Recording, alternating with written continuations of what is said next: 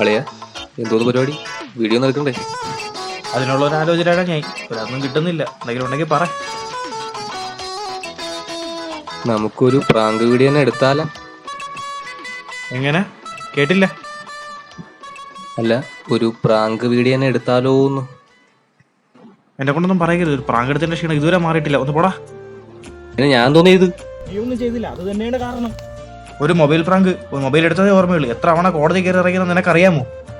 Video shoot ചെയ്തതിന്റെ പാടുണ്ടല്ലേ ഇപ്പോഴും എന്റെ മുഖത്ത് കിടപ്പുണ്ട്. എത്ര ദിവസം ഞാൻ ആശുപത്രി നിനക്കറിയാമോ? പോലീസുകാരനല്ല എന്റെ കലിപ്പ് ഇതുവരെ തീർന്നിട്ടില്ല. കട്ടു എന്നുള്ള രീതിയിലാണ് അയാൾ നടക്കുന്നത്. മൊബൈൽ തട്ടിപ്പറിക്കാൻ പറഞ്ഞാൽ മൊബൈൽ തട്ടിപ്പറിക്കണം.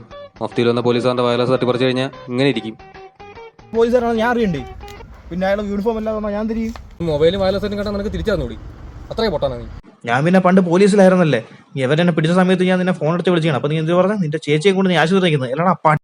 ആശുപത്രി കേസൊന്നും ആശുപത്രി പോകാതെ റേഷൻ കടയിൽ പോകാൻ പറ്റുമോ? നീ ഏത് തേങ്ങയിലാ പോയി? ഇന്നത്തോടെ എല്ലാ പരിപാടിയും നിർത്തി. അളിയ ഒരു വീഡിയോ കൂടുതൽ അളിയ. ഇനി ആകാശ അടി പറഞ്ഞാലും അളിയനെ വിട്ട് ഞാൻ പോകില്ല.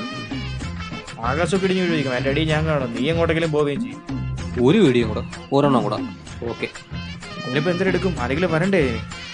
പേടിയ വള്ളിക്കാലി ചുറ്റി എടുത്ത് കളയുടെ വള്ളി എവിടെയെങ്കിലും. പൊട്ട അങ്ങോട്ട് നോക്ക്.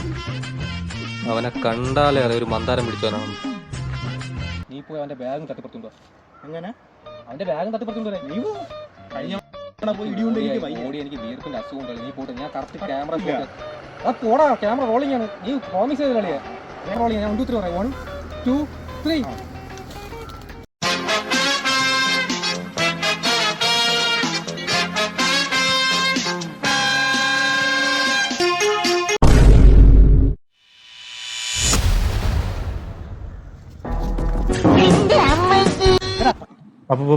പ്രാങ്ക് കേട്ടാ? ചേട്ടനാ പ്രാങ്ക് കേട്ടാ? മുഖത്ത് തുപ്പുന്നട നത്തുറിച്ച്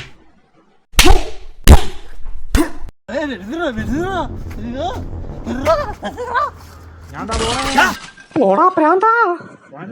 എന്നെ പോടാ.